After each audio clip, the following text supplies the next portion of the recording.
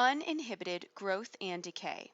Our objective in this lesson is to solve differential equations involving uninhibited growth and decay.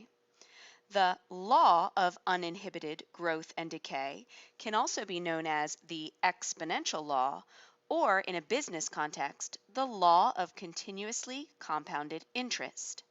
It says that when a quantity A varies with time t in such a way that the rate of change of A with respect to time t is proportional to A. So we get the differential equation dA dt, that's the rate of change of A with respect to t, equals k times A. Proportional to A means a constant of proportionality is multiplied to A. This is for k not equal to 0 and k being a real number. This differential equation is a very common one that we want to remember. It should be noted that uninhibited means unrestrained,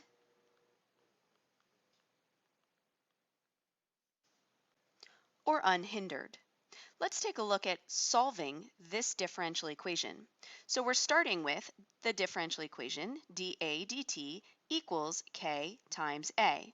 Now to solve a differential equation, we want to separate our variables. So we have dA over here and A on the other side. We'll need to divide by A and get 1 over A on this side, and multiply by dt. The variables here are a and t. Remember that k is a constant. So we have 1 over a times dA and k times dt when we multiply both sides by dt and divide both sides by a.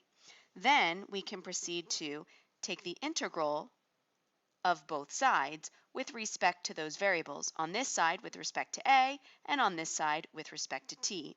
So we know that the antiderivative of 1 over a is natural log of the absolute value of a, and on this side the antiderivative of the constant k with respect to t is the constant k times t plus c.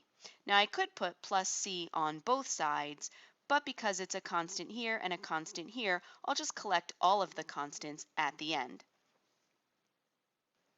Now in this context, A is an amount that we're measuring. So let's consider A being greater than 0, being positive. And then we do not need these absolute value symbols. So we'll rewrite this as natural log of A equals kt plus c. Let's apply the initial amount, also known as the boundary condition or the initial condition, where A equals A at time 0 or A sub naught. That's when t equals 0. So we're going to apply that here. So at time 0, a will be a sub naught, and we write k times 0 instead of t. T is 0, plus c, and we solve for c. That makes 0, so the natural log of a sub naught is what c equals. Now we plug this back in to this equation where we don't have a derivative anymore, also known as a general solution. And let's see what we get. Natural log of a equals kt. Instead of plus c, we'll put what c is, plus natural log of a sub naught. Let's make this a little bit simpler and bring all of the natural logs to one side. So I'm going to subtract the natural log of a sub naught, and then I get natural log of a minus natural log of a sub naught equals k times t. At this point, I already know what the c is in this form. I am looking to find a more simpler way to write this general solution. When we're subtracting the natural logs, we can simplify that by condensing it into the natural log of a divided by a sub naught, which equals k times t still. Then I will exponentiate both sides to get the natural log to go away. So e to that side and e to that side. The base is e where both sides are the exponent. That's called exponentiating. Using our inverse process, that leaves us with a over a sub naught equals e to the kt. Finally, I'm able to solve for A and get A by itself, and therefore the result is A equals A sub naught e to the kt when I multiply both sides by A sub naught. Notice that that is what we have named as our general solution.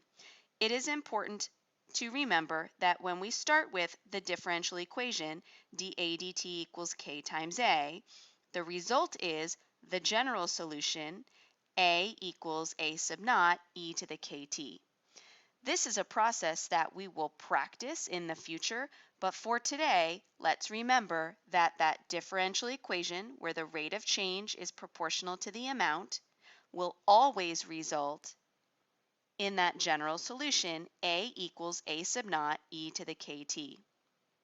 Some other items that it's important to note is that the exponential growth model, which is A equals A sub naught e to the kt, is when k is greater than 0. That shows exponential growth. The decay model is showing exponential decay, and that's when k is less than 0 or negative. Let's look at some examples. 1. Assume that a colony of bacteria grows at a rate proportional to the number of bacteria present. This right here reminds me that I'm using the law of uninhibited growth and decay. So I know that I'm using dA dt equals K times A. If the number of bacteria doubles in 5 hours, how long will it take for the number of bacteria to triple? How long? Ultimately, I'm looking for a time value. Now let's start with the fact that we know that dA dt equals Ka since the bacteria is growing at a rate proportional to the number of bacteria present. So it should be noted dA dt equals Ka, but of course that will always result in the solution to the differential equation A equals A sub naught e to the kt. I don't have to go through that entire solving process that I showed you if I remember that general solution is always a result of that differential equation. Now, the fact that the bacteria doubles in 5 hours means that the amount at 5 hours equals 2 times the initial amount, which is A sub naught. So going back to my general equation, my general solution, I can plug in for the amount at time 5 to A sub naught, and then for the time, plug in 5 for 5 hours. I can use this equation to now solve for K. Let's go ahead and divide both sides by A sub naught, and therefore I'm left with 2 equals e to the, and I'm going to write this as 5k to make it simpler. Now I want the k out of the exponent, so I have to take the natural log to get the e to go away. So I take the natural log of both sides, and that leaves me with natural log of 2 equals 5k. Dividing by 5, k equals natural log of 2 divided by 5. Let's use this value of k to write what our new general solution looks like. So now A equals A sub naught e to the, so instead of k, I'm going to put in natural log of 2 divided by 5 times t. I'm going to shuffle items a bit and put the t in the front. And there is my new general solution where I now know the k. Let's look at what the question is. How long, I'm looking for a time, will it take for the number of bacteria to triple? So that means the amount at time t will be 3 times the initial amount, A sub naught. So I'm going to use my general equation and plug in that information. The amount will be 3 A sub naught, the initial amount, A sub naught, e to the, at time t, that's what I'm trying to figure out. So that stays t, times natural log of 2 divided by 5. Like I did over here, I can solve for t by dividing both sides by a sub naught, and I'm left with 3 equals e to the t times natural log of 2 divided by 5. I'm solving for t, so I need to get it out of the exponent. To make the e go away, I take the natural log of both sides. That gets rid of the e, and I'm left with natural log of 3 equals t times natural log of 2 divided by 5. I get t by itself by multiplying by 5 and dividing by natural log of 2. So t equals natural log of 3 divided by natural log of 2 times 5. I'm going to put the multiple of 5 in the front. Going to my calculator, I can type this in and I get approximately 7.925. Now, what are my units?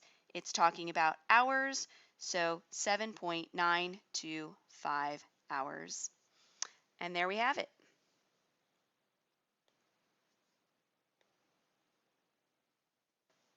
Number 2, radioactive decay is measured in terms of half-life.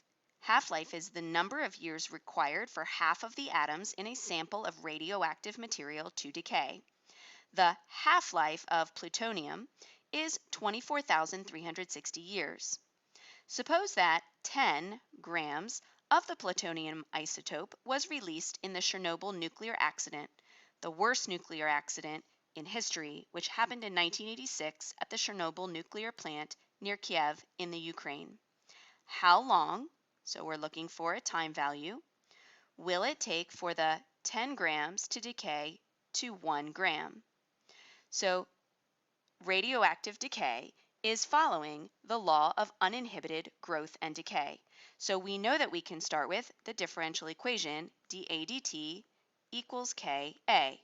And we know that that differential equation will solve to the general solution A equals A sub naught e to the kt each and every time without our having to go through separating, integrating, and all of that solving process. Now we're given information about the half-life of this plutonium isotope, 24,360 years. What that means is that in that time period of 24,360 years, we have half of what we originally started with. Half at this time. So what we originally started with is A sub naught. So instead of A, we'll write half of A sub naught. That equals A sub naught e to the k times 24,360. I can use this equation to solve for k to find a better general solution. I can divide both sides by A sub naught, and I'm left with 1/2 equals e to the k times 24,360. I need the k to get out of the exponent, so I will take the natural log of both sides to make that e go away and that k come out of the exponent. So now I have the natural log of 1/2 equals k times 24,360. Solving for k, dividing by 24,360, I get natural log of 1/2 divided by 24,360. Now remember, with exponential decay, the k value is negative. It seems like we have a k value that's positive because I don't see a negative symbol. Where does that negative symbol come from? Well, remember our laws with logarithms is that 1/2 is the same as 2 to the negative 1. So we can really think of this as the natural log of 2 to the negative 1 divided by 24,360. And then our law that says the negative 1 can move to be the constant multiple, and therefore negative natural log of 2 divided by 24,360. Let's go ahead and plug in this value of k into our general solution to get a better general solution.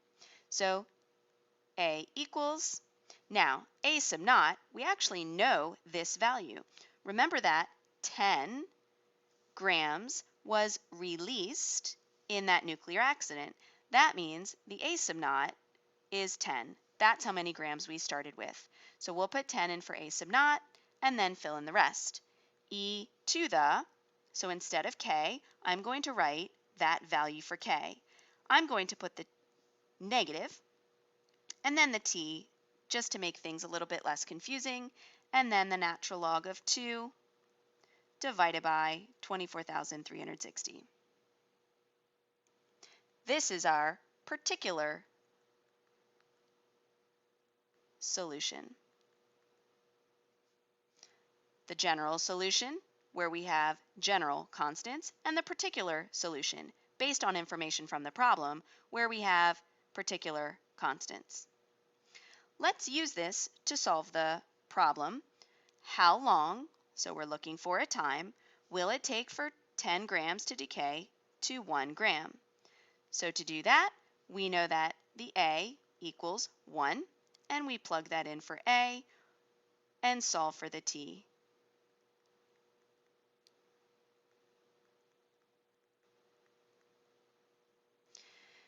I need to get the E to not have anything multiplied to it, so I'm going to divide by 10. So 1/10 equals E to the negative T times natural log of 2 divided by 24,360. I need the T to get out of the exponent, so I take the natural log of both sides. That leaves me with the natural log of 1/10 equals negative T times natural log of 2 divided by 24,360.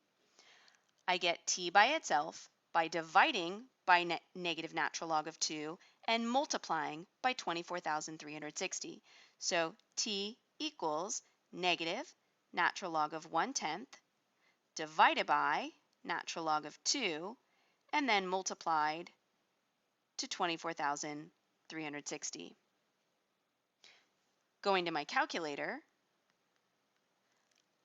I get T is approximately 80,922.168 years. So to answer the question, it will take approximately 80,922.168 years for the 10 grams of the plutonium isotope to decay to 1 gram. That is quite a long time to wait for that radioactive substance to become very, very insignificant. Thanks for watching.